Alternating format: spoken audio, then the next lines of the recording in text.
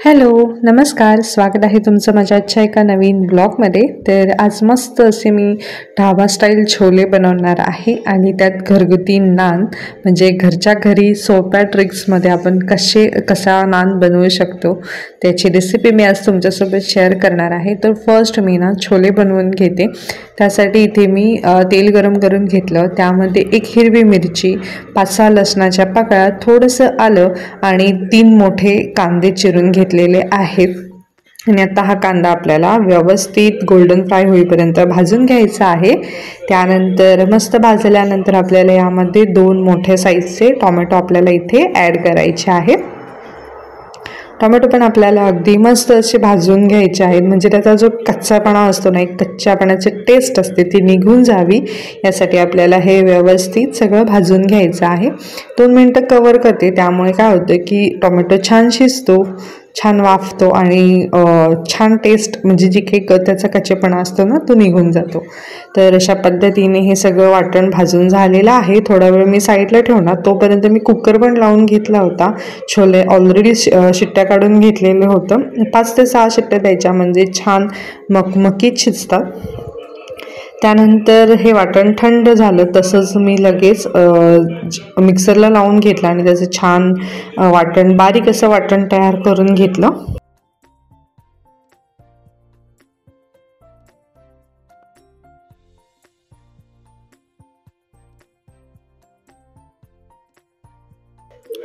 अशी मस्त बारीक अशी पेस्ट, मस्त बारीक वाटण असं आपल्याला करायचं आहे.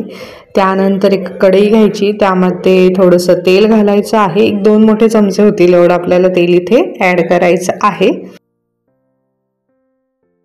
तेल गरम झालं की यामध्ये आपल्याला तमालपत्र, त्यानंतर लवंग, एक 3 ते 4 लवंग, थोडंसं जिरं ॲड करायचं आहे. ते छान भाजलं गेलं की त्यामध्ये आपल्याला जे आपण वाटण तयार केलं आहे ना ते ॲड करून घ्यायचं आहे. त्यानंतर हे वाटण आपल्याला व्यवस्थित तेलामध्ये परतून घ्यायचं आहे, छान भाजून घ्यायचं आहे.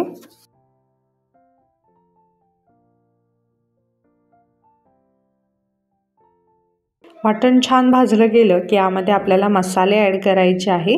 तर इथे मी 2 चमचे काश्मीरी लाल पावडर ॲड केली आहे.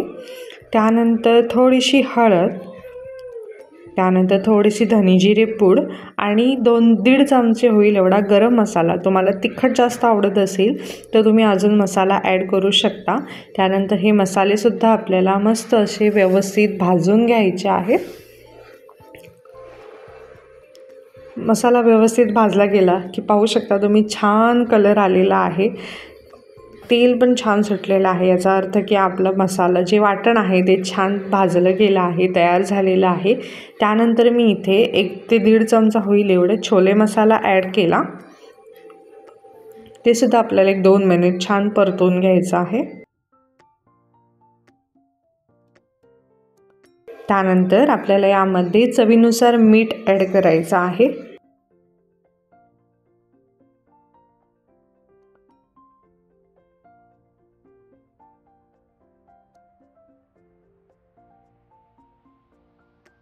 व्यवस्थित मिक्स करायचं, छान परतून घ्यायचं. त्यानंतर इथे जे छोले आपण बॉईल करून घेतले होते, उकडून घेतलेले होते, ते छोले आपल्याला यामध्ये ॲड करायचे आहेत आणि व्यवस्थित मिक्स करून घ्यायचं.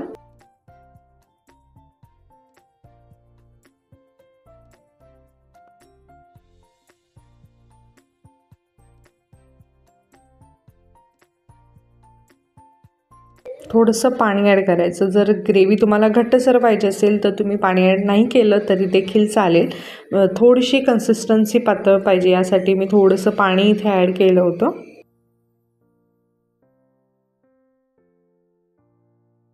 त्यानंतर आपल्याला इथे बारीक चिरलेली कोथिंबीर घालायची आहे.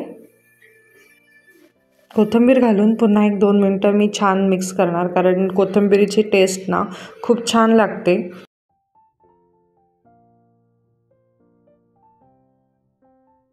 तर अशा पद्धतीने माझे मस्त असे ढाबा स्टाईल छोले बनवून तयार आहे.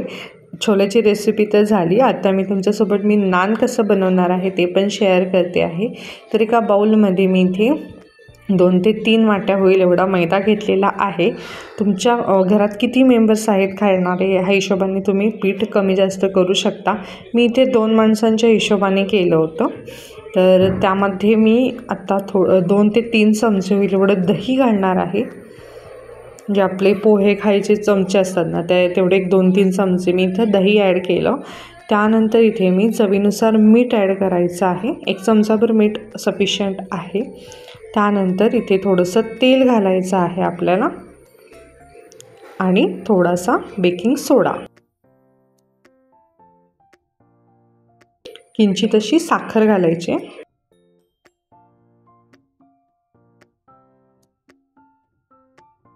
आणि हे आपल्याला पहिलं मिक्स करून घ्यायचं आहे व्यवस्थित। आणि मिक्स झाल्यानंतर आपल्याला हे यामध्येच पीठ पहिलं मळून घ्यायचं आहे। दहीमध्ये जेवढं मळता येईल आपल्याला तेवढं आधी मळून घ्यायचं। आवश्यकतेनुसारच आपल्याला थोडं थोडं करून यामध्ये पाणी घालायचं आहे। मला अगदी कमी पाण्याचा म्हणजे अर्धी वाटीसुद्धा पाणी जास्त होतं यासाठी। मी इथे थोडं थोडं पाणी ॲड करून कणिक मळून घेतल्यानंतर अगदी सॉफ्ट असा डो मळायचा आहे आपल्याला।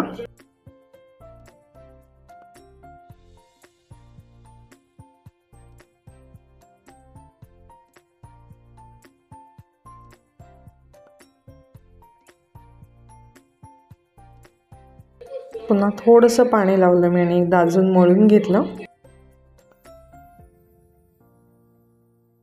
कणिक छान मळून घ्यायचं म्हणजे काय होतं की आपले जे आपण नान बनवणार आहे ना ते खूप छान बनतात, सॉफ्ट होतात अगदी। त्यानंतर इथे मी थोडंसं तेल घेतलं आणि कणिकला थोडंसं तेल लावून घेतलं।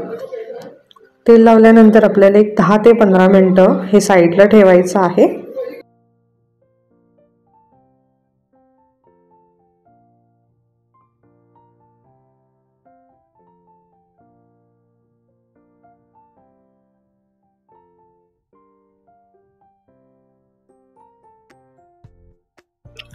तर 15 मिनटानंतर इथे मी पुन्हा नान करण्यासाठी घेतलेला आहे।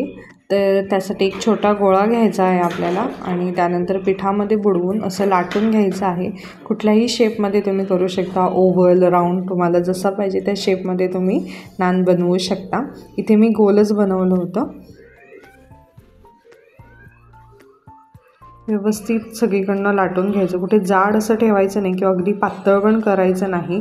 एक मीडियम साईजमध्ये आपल्याला हे नान लाटून घ्यायचं आहे। त्यानंतर इथे मी कलौंजी आणि पांढरे तीळ घेतले होते, ते व्यवस्थित लावले। त्यानंतर इथे कोथिंबीर थोडीशी घातली आणि पुन्हा एकदा त्यावर लाटणं फिरवलं म्हणजे व्यवस्थित ते घट्ट असं बसतं, त्यावर निघत नाही। तर असा हा नान तर लाटून झालेला आहे। तोपर्यंत मी तवा पण गरम करायला ठेवला होता। तर आता तव्यावर आपल्याला नान घालायचं आहे व्यवस्थित। काही पाणी वगैरे काही लावायची गरज नाही आहे।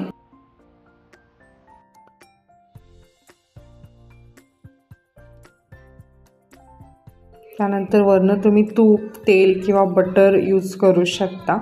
बटर लावायचं आहे व्यवस्थित। त्यानंतर एका बाजूने भाजलं गेलं की आपल्याला हा नान परतायचा आहे आणि दुसऱ्या बाजूने देखील व्यवस्थित भाजून घ्यायचं आहे। तसंच या बाजूला आपल्याला बटर पुन्हा एकदा व्यवस्थित असं लावून घ्यायचं आहे।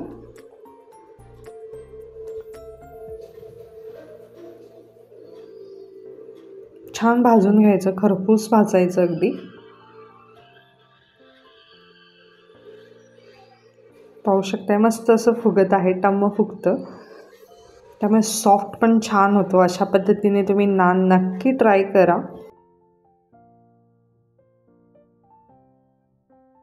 घरच्या घरी अगदी सोप्या पद्धतीने आपण असा नान बनवू शकतो। तर माझा नान इथे बनवून तयार आहे। मी बाकीचे नान पण बनवून घेतले। तर अशी होती माझी आजची छोलेची आणि नानची रेसिपी। तुम्हाला कशी वाटली हे मला कमेंट करून नक्की सांगा। आणि हो, व्हिडिओ आवडला असेल तर चॅनलला लाईक, शेअर, सबस्क्राईब करायला विसरू नका। सोबतच बेल आयकॉन क्लिक करा म्हणजे माझ्या येणाऱ्या नवनवीन व्हिडिओचं नोटिफिकेशन तुम्हाला मिळत राहील। धन्यवाद।